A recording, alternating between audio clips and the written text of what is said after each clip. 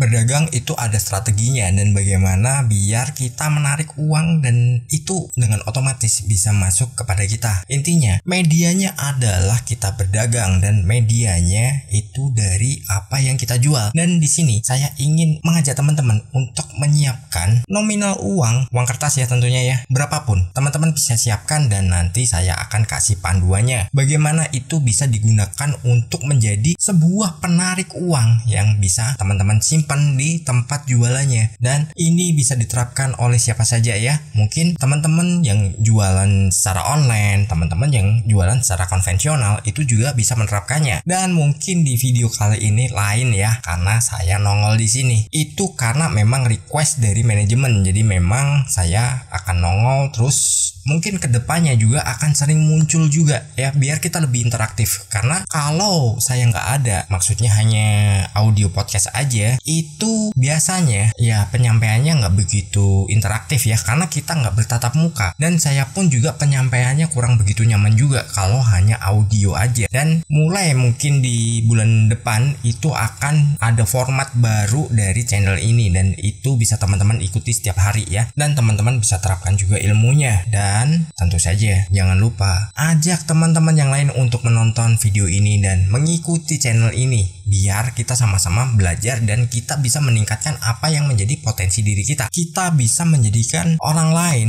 itu sebagai orang yang berhasil, maka kita akan ditarik untuk menjadi orang yang berhasil. Karena apa? Satu percikan energi ya, tentu saja yang positif, itu akan memancarkan ke banyak orang dan itu akan memberikan dampak positif juga. Tentu saja teman-teman bisa menjadikan itu sebagai landasan untuk menjadikan teman-teman serba berkelimpahan ya. Mungkin di channel ini memang formatnya kedepannya berubah, tapi ilmunya semakin padat dan teman-teman bisa semakin nyaman untuk menerapkannya ya. Ya, kita mulai aja. Yang pertama, kita siapkan sejumlah nominal uang. Terserah mau 2.000-an, mau 1.000-an, 10.000, bahkan mau 100.000. Silakan, yang jelas itu uang yang masih berlaku dan uang itu adalah uang dimana kita berjualan atau kita berdagang. Mungkin teman-teman berdagangnya di luar negeri, bisa siapkan mata uang sesuai dengan negara teman-teman berjualan. Tapi kalau memang teman-teman berjualannya di Indonesia, ya siapkan aja rupiah. Karena apa? Itu yang akan ditarik ya. Yang pertama, kita harus meyakini dulu bahwa itu akan menjadi sebuah magnet yang itu bisa menarik banyak sekali uang untuk datang kepada kita, dan itu menjadi sebuah pemasukan yang sangat luar biasa bagi kita. Dan teman-teman bisa siapkan lagi kertas putih kosong ya. Terus sama satu lagi adalah bisa spidol, bisa ballpoint, terserah mau warnanya apa, terserah sesuai dengan warna favorit teman-teman. Setelah itu apa? Teman-teman tuliskan di kertas polosnya seperti ini.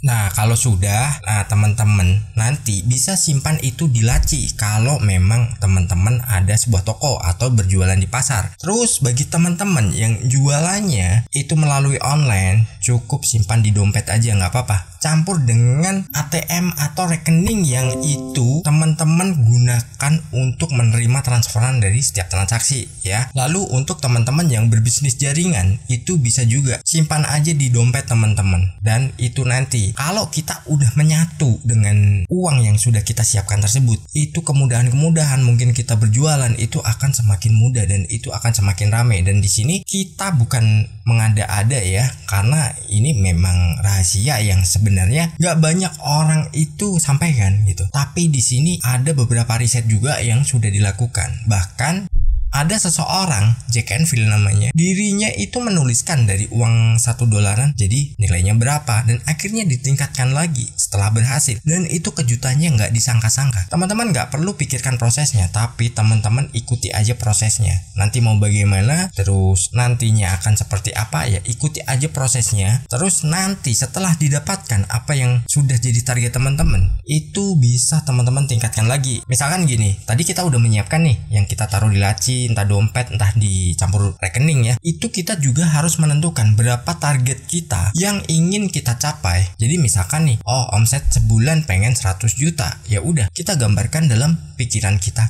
rasakan kita sudah memilikinya. Dan media yang udah kita siapkan tersebut itu adalah sebuah magnetnya yang itu akan membantu kita untuk menarik teman-temannya untuk datang. Terus misalkan nih teman-teman masih menggunakan nominal yang kecil, nah ternyata targetnya udah tercapai, nah teman-teman bisa kembangkan lagi, ganti dengan nominal yang lebih besar.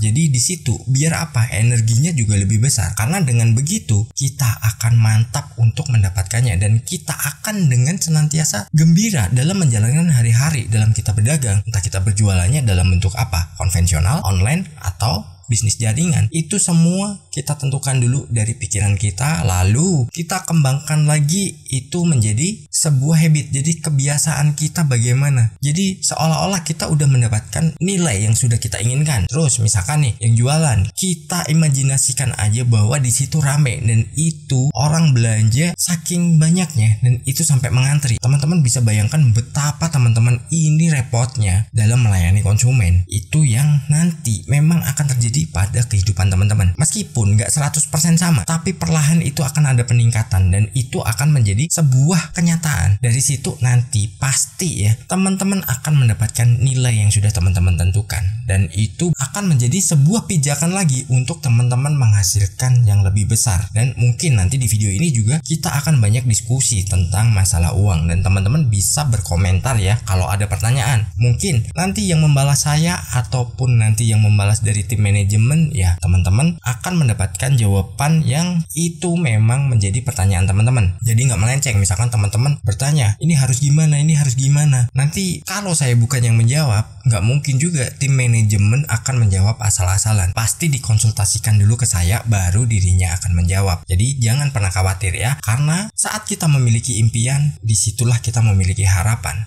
Dan jangan lupa raih mimpimu. Bye bye.